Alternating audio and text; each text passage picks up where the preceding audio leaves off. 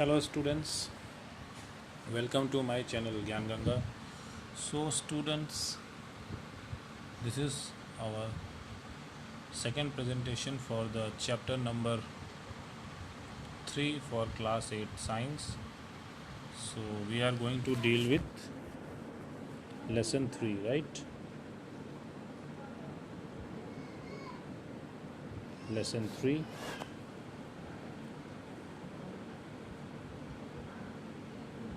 Class 8 science, okay.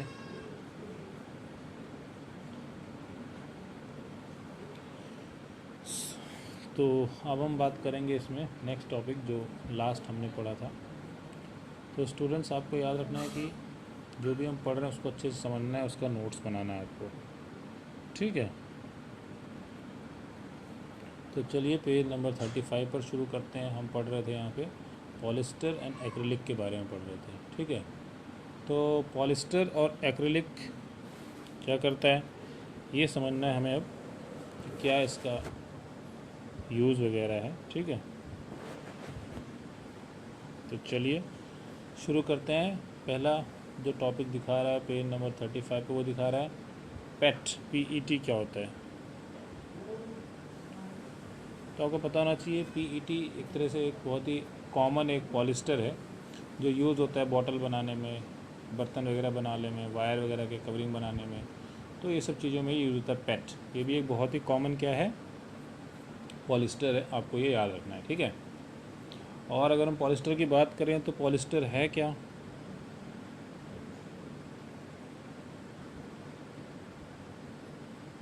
Polyester किससे बना है, पॉली प्लस एस्टर से, ठीक है। पॉली प्लस एस्टर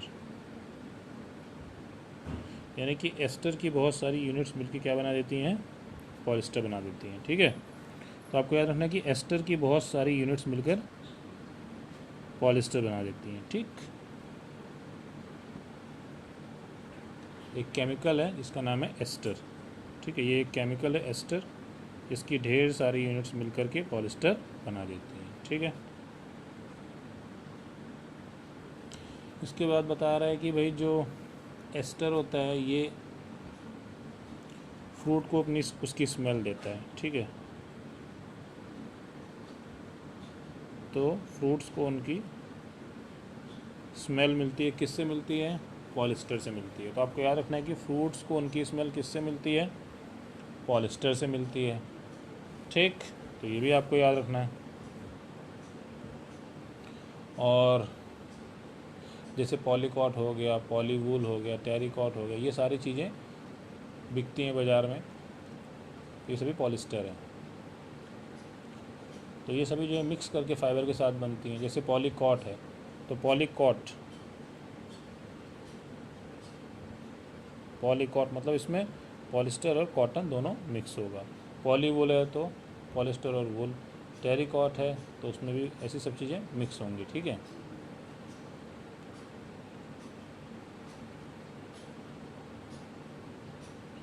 इसके बाद बता रहा है कि जैसे देखिए हम विंटर में गर्मी की चीज़ें यूज़ करते हैं, जैसे कंबल हो गया, शॉल हो गया, ये सारी चीज़ें हम लोग यूज़ करते हैं।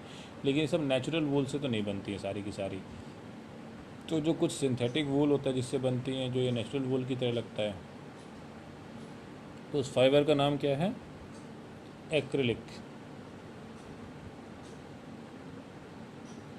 ठीक है। एक्रिलिक वो फाइबर है जो हमें सिंथेटिक रूप से हम इसको बनाते हैं और ये हमें ठंडियों के मौसम में गर्म रखने में मदद करता है, ठीक है। तो ये एक तरह से आप आर्टिफिशियल वूल है ये कह सकते हो,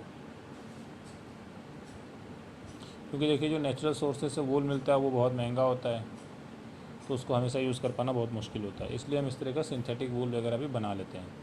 और जो सिंथेटिक वूल वगैरह सिंथेटिक चीज़ें होती हैं वो ज़्यादा ड्यूरेबल होती हैं। ड्यूरेबल मतलब ज़्यादा दिन तक चलने वाली, ठीक। अफोर्डेबल होती हैं, अफोर्डेबल मतलब सस्ती होती हैं। तो इस तरह से हम इन चीज़ों को यूज़ करते हैं, तो ये नेचुरल फाइबर से ज़्यादा पॉपुलर हो जाती हैं, ठीक है। इसके बाद देखिए बता रहा है कि सिंथेटिक फाइबर जो होते हैं नेचुरल फाइबर से काफ़ी अलग होते हैं। जैसे आपको पता है सिंथेटिक फाइबर जो अगर हम हीट करेंगे तो वो क्या हो जाता है, मेल्ट हो जाता है। ठीक है, सिंथेटिक फाइबर को अगर हम हीट करेंगे तो वो क्या हो जाएगा, मेल्ट हो जाएगा। ठीक है, याद रखिएगा, सिंथेटिक फाइबर को हीट करने पर वो मेल्ट हो जाएगा, यानी कि पिघल जाता है। इसलिए जो सिंथेटिक कपड़े होते हैं ऐसी जगह पर नहीं पहनने चाहिए जहाँ भी आग लगने का खतरा हो, जैसे किचन में हो गया या कहीं पे ऐसी जगह पे आप काम कर रहे हो जहाँ आग पकड़ने का चांसेस हो, तो वहाँ पे इसको नहीं करना चाहिए। अब जैसे मान लो आपने सिंथेटिक कपड़ा पहना है तो आग लग गई तो वो मेल्ट होगा और वो फिर गर्म होकर मेल्ट होकर आपकी बॉडी में चिपक जाएगा और नुकसान करेगा, गर्म होने पर तो चिपक जाएगा वो। तो इस तरह से बताया गया कि भाई देखिए, जो ऐसी जगह जहाँ पे आग लगने का खतरा हो वहाँ पे सिंथेटिक कपड़े नहीं पहनने चाहिए। ठीक है, क्योंकि वो हीट की वजह से मेल्ट होते हैं और फिर मेल्ट होकर हमारी बॉडी में स्टिक कर जाते हैं और हमें बहुत नुकसान पहुँचा देता है। ठीक, इसके बाद बताया जा रहा है पेट्रोकेमिकल्स क्या होता है। तो पेट्रोकेमिकल्स वो सब्सटेंस होते हैं जिससे हम सारे सिंथेटिक फाइबर्स बनाते हैं जो पेट्रोलियम ओरिजिन के होते हैं। ठीक है, यानी कि पेट्रोल डीजल ये जहाँ से निकलता है उससे कुछ केमिकल्स निकलते हैं, उसको बोलते हैं, तो उसी से हम ये बनाते हैं, उसी से सिंथेटिक फाइबर हम लोग बनाते हैं। तो पेट्रोलियम ओरिजिन के जो सब्सटेंस होते हैं उसको पेट्रोकेमिकल बोलते हैं।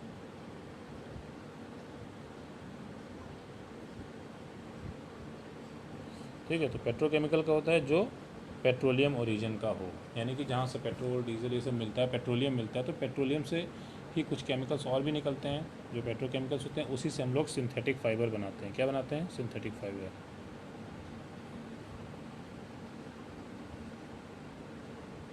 ठीक है, तो याद रखिएगा कि सिंथेटिक फाइबर जो है वो पेट्रोकेमिकल से बनता है। पेट्रोकेमिकल्स वो होता है, वो पेट्रोलियम ओरिजिन के जो सब्सटेंसेस मिलते हैं पेट्रोलियम ओरिजिन के, जहाँ से पेट्रोलियम निकालते हैं वहाँ से जो सब्सटेंसेस मिलते हैं उसी के हम सिंथेटिक फाइबर भी बनाते हैं। तो पेट्रोकेमिकल्स वो सब्सटेंस होते हैं जो पेट्रोलियम ओरिजिन से हमें मिलते हैं। ठीक है, नेक्स्ट है इसके बाद कैरेक्टरिस्टिक्स ऑफ सिंथेटिक फाइबर। उसकी कैरेक्टरिस्टिक्स क्या हैं,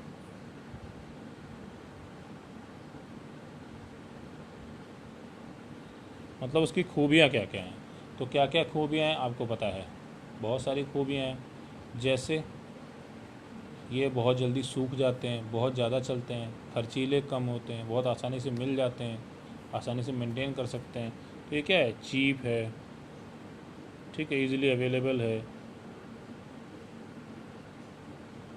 ठीक है, तो बहुत सारी क्वालिटीज़ देखिए, बहुत सारी क्वालिटीज़, ड्यूरेबल है। ठीक, तो ये सारी क्वालिटीज़ इसको बहुत अट्रैक्टिव बनाती है, जिससे लोग इसकी तरफ अट्रैक्ट होते हैं। ये कम पानी एब्जॉर्ब करता है, जल्दी सूख जाता है। देखिए ये एक्टिविटी 3.2 में ये बताया गया है कि 2 कपड़े लेना है, एक जो नेचुरल फाइबर से बना हो और एक जो सिंथेटिक फाइबर से बना हो। तो जो नेचुरल फाइबर से बना होगा देखिए वो जल्दी सूख जाएगा, सॉरी जो नेचुरल फाइबर से बना होगा वो ज़्यादा पानी एब्जॉर्ब करेगा और जल्दी नहीं सूखेगा, लेकिन जो सिंथेटिक फाइबर से बना होता है वो कम पानी एब्जॉर्ब करेगा और जल्दी सूख जाएगा। तो यही इसमें एक्टिविटी में आपको बताया गया। ठीक है, इसके बाद हमारा नेक्स्ट टॉपिक आ रहा है कि क्या, प्लास्टिक्स। आपको पता है प्लास्टिक हम लोग यूज़ करते हैं घर में, प्लास्टिक की थैली में देखो सब्जियां लेके आते हैं, प्लास्टिक में हम लोग सामान लेके आते हैं। मैगी सब खाते हैं ना, मैगी किस में पैक होता है, मैगी भी प्लास्टिक के रैपर में पैक होता है। तो प्लास्टिक होता क्या है, प्लास्टिक क्या है, एक पॉलीमर है। जैसे कि सिंथेटिक फाइबर होता है उसी तरह से ये भी एक पॉलीमर है। ठीक है, तो प्लास्टिक क्या है, पॉलीमर है।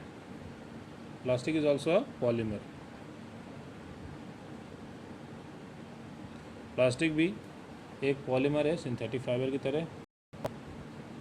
सभी जो प्लास्टिक्स होते हैं इनका अरेंजमेंट अलग अलग होता है। ठीक है, कैसा होता है अरेंजमेंट का, देखिए कुछ होते हैं लीनियर अरेंजमेंट वाले, आप फिगर 3.6 में देख सकते हैं, लीनियर और क्रॉस। लीनियर का मतलब क्या है, जो सीधा सीधा हो, ऐसे, मतलब इसकी जो यूनिट्स होती हैं वो सीधी सीधी अरेंज होती हैं। और कुछ होते हैं क्रॉस लिंक्ड।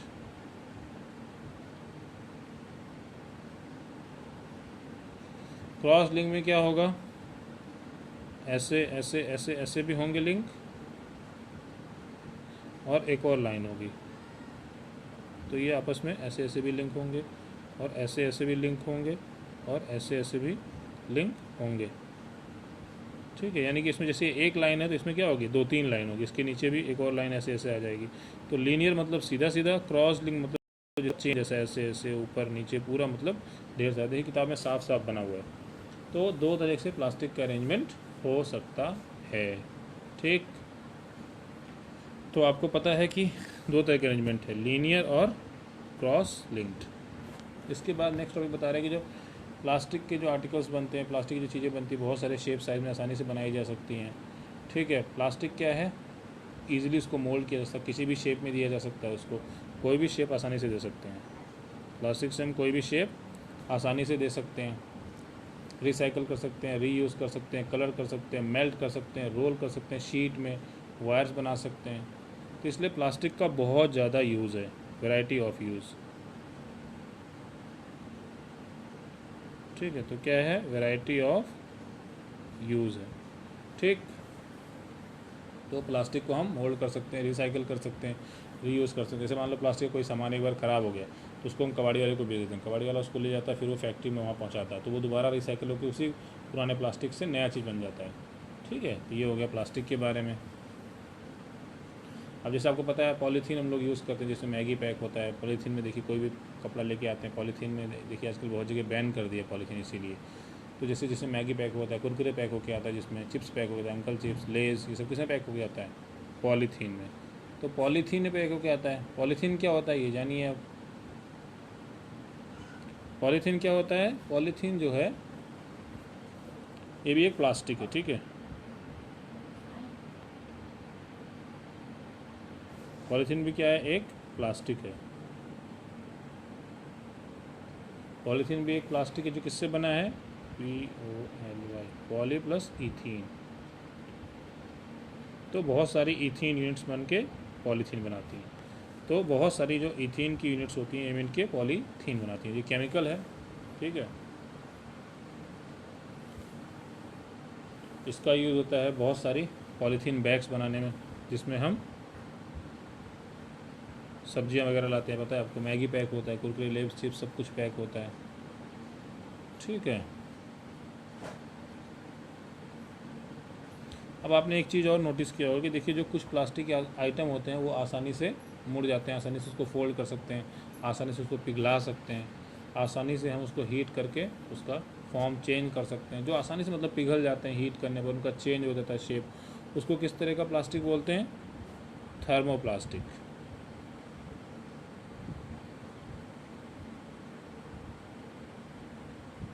क्या बोलते हैं उसको, थर्मोप्लास्टिक। थर्मोप्लास्टिक वो प्लास्टिक है जो आसानी से मेल्ट हो जाता है, ईजिली, जो आसानी से मेल्ट हो जाता है उसको बोलते हैं थर्मोप्लास्टिक। ठीक है, जैसे पॉलीथीन हो गया, PVC हो गया, ठीक है, पॉलीविनाइल क्लोराइड हो गया, पॉलीथीन हो गया, ये सब क्या है, थर्मोप्लास्टिक है। ये टॉयज़ में, कॉम में, बहुत सारी कंटेनर वगैरह बनाने में इनका यूज़ होता है। तो थर्मोप्लास्टिक आपको पता है वो प्लास्टिक होता है जो आसानी से डिफॉर्म हो जाए, आसानी से पिघल जाए, आसानी से उसकी शेप चेंज हो जाए, हीट करने पर उसको आसानी से बेंड किया जा सके, आसानी से उसका फॉर्म चेंज किया जा सके। ठीक है, ठीक है ना। तो ये आपको याद रखना है कि थर्मोप्लास्टिक किस तरह का होता है, जिसमें कि हम आसानी से उसका शेप चेंज कर सकते हैं, वो होता है थर्मोप्लास्टिक। ठीक है, तो आपको याद रखना है कि PVC थर्मोप्लास्टिक है, पॉलीथीन थर्मोप्लास्टिक है। ठीक है, उसके बाद एक और कैटेगरी होती है प्लास्टिक की जिसको बोलते हैं थर्मोसेटिंग।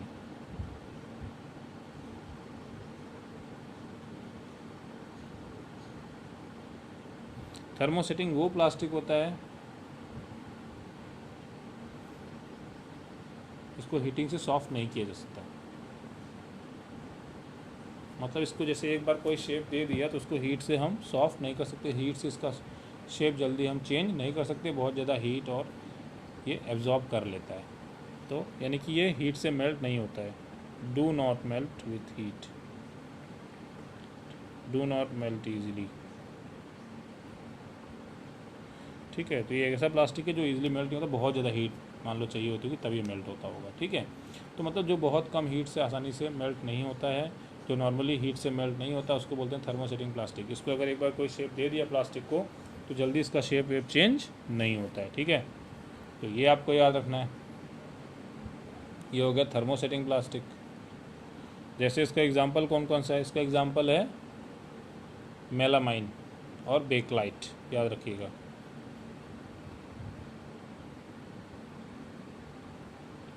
बेकलाइट और मेलामाइन। बेकलाइट से क्या बनता है? ये poor conductor of heat and electricity होता है बेकलाइट। तो इससे क्या बनता है? स्विच, हैंडल, ये सब चीज़ें बनती हैं इससे, ठीक है। स्विच, ठीक है। तो बेकलाइट से स्विच वगैरह बनती है क्योंकि ये हीट और इलेक्ट्रिसिटी को कंडक्ट बिल्कुल भी नहीं करता है। मेलानाइन भी बहुत अच्छा होता है, ये भी मतलब फायर को रेसिस्ट कर सकता है, टॉलरेट कर सकता है, हीट को रेसिस्ट कर सकता है। तो इसको हम यूज़ करते हैं फ्लोर टाइल्स, किचन वेयर वगैरह बनाने में, किचन के सामान वगैरह जो बनते हैं, किचन आइटम्स, उसमें हम मेलामाइन का यूज़ करते हैं। तो बेकलाइट और मेलामाइन ये दोनों बहुत ज़्यादा हीट को रेसिस्ट करते हैं, बहुत ज़्यादा हीट को झेल सकते हैं, ठीक है। ये सब देखिए किताब में सब कुछ दिया हुआ है। देखिए articles made of thermosetting plastic, thermosetting plastic से जो बनते, देखिए स्विच हो गया, किचन के वेयर्स हो गए, ठीक है। और articles made of thermoplastic, figure 3.8 में देखिए दिया हुआ है। जो थर्मोप्लास्टिक से बनते हैं वो आसानी से पिघल जाते हैं, और जो थर्मोसेटिंग प्लास्टिक से बनते हैं वो आसानी से नहीं पिघलते, ठीक है। तो ये हो गया प्लास्टिक के बारे में। इसके बाद एक और चीज़ आ रहा है, plastic as material of choice. अब भाई प्लास्टिक को हम यूज़ कर रहे हैं तो क्यों यूज़ कर रहे हैं भाई? क्योंकि हमारी मजबूरी भी है, ठीक है। क्योंकि वो कैसा होता है? लाइट होता है, ठीक है। प्लास्टिक कैसा होता है? लाइट होता है, इसका प्राइस भी सस्ता है, तो ये चीप होता है, ठीक है। ईजिली हैंडल कर सकते हैं, गुड स्ट्रेंथ होती है इसमें,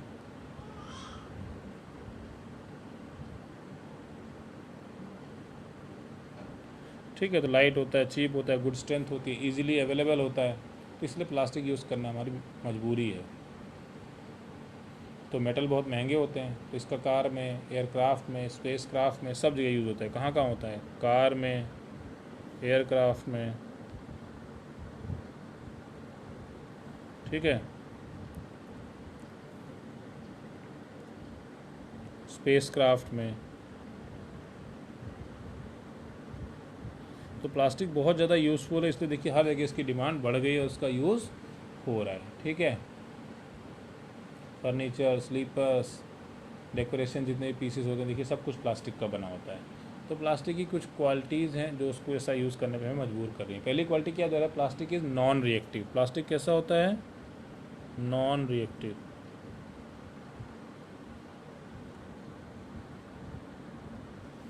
प्लास्टिक नॉन रिएक्टिव है, जैसे जो है लोहा है, हवा पानी से देखिए जंग खा के ख़राब हो जाता है, तो प्लास्टिक उतना हवा पानी से ख़राब नहीं होता। प्लास्टिक को सालों साल मिट्टी हवा पानी में रखी रही है, वो ख़राब नहीं होता। तो ये रिएक्ट नहीं करता जल्दी, इसलिए इसका यूज़ बहुत ज़्यादा है। इसको हम अलग अलग मटीरियल्स में यूज़ करते हैं, ठीक है। केमिकल यूज़ करने के लिए, बहुत सी चीज़ें स्टोर करने के लिए। ये वाटर और एयर से रिएक्ट नहीं करता, वाटर और एयर से रिएक्ट नहीं करता है। ये नॉन रिएक्टिव, रिएक्ट नहीं करता, एकदम सुरक्षित रहता है। लोहा या कोई और चीज़ हो तो देखो उस पर जंग लगने लगता है, वो चीज़ें ख़राब होने लगती है। तो प्लास्टिक क्या है? इसकी क्वालिटीज़ ऐसी हैं जो ज़्यादा फ़ायदेमंद है हमारे लिए, हमें नुकसान कम होता है, फ़ायदा ज़्यादा होता है, ठीक है। तो ये एक क्वालिटी हो गई। क्वालिटी नंबर 1 की है, नॉन रिएक्टिव है, मतलब किसी चीज़ से रिएक्ट नहीं करता, ना पानी से ना हवा से, ख़राब नहीं होता, इसमें जंग नहीं लगता, कोई चीज़ ख़राब नहीं होता, कोरोजन नहीं होता, इसमें कोरोड नहीं होता ईजिली है, ठीक है। इसके बाद नेक्स्ट क्वालिटी बता रहा है प्लास्टिक क्या? लाइट है, स्ट्रॉन्ग है, ड्यूरेबल है। लाइट मतलब हल्का है, स्ट्रॉन्ग है और ड्यूरेबल है।